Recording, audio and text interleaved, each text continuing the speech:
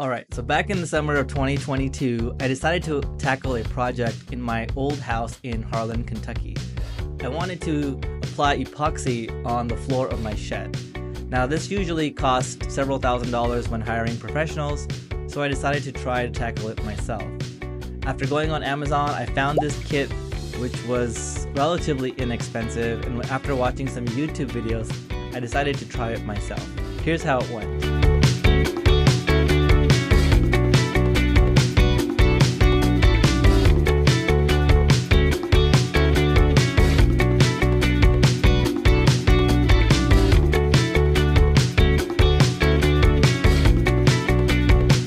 I had already cleaned and etched the flooring before I started to paint the epoxy on. This is super important as the epoxy won't stick to a dirty floor.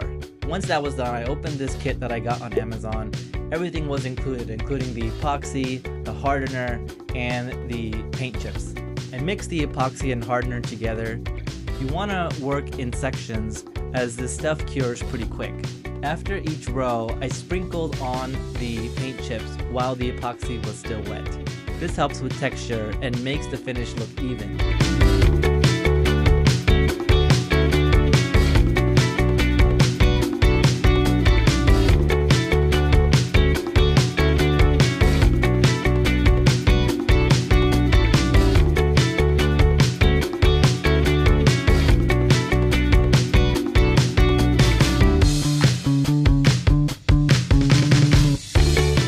The whole process took about an hour, although this video is sped up, so it seems like it was much less than that.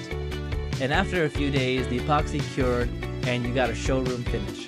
So yeah, physicians can DIY too. Hopefully after watching this video, you get some inspiration and try it out yourself. Trust me, it's not that hard. If I can do it, you can definitely do it. So give it a go. I'll see you in my next video.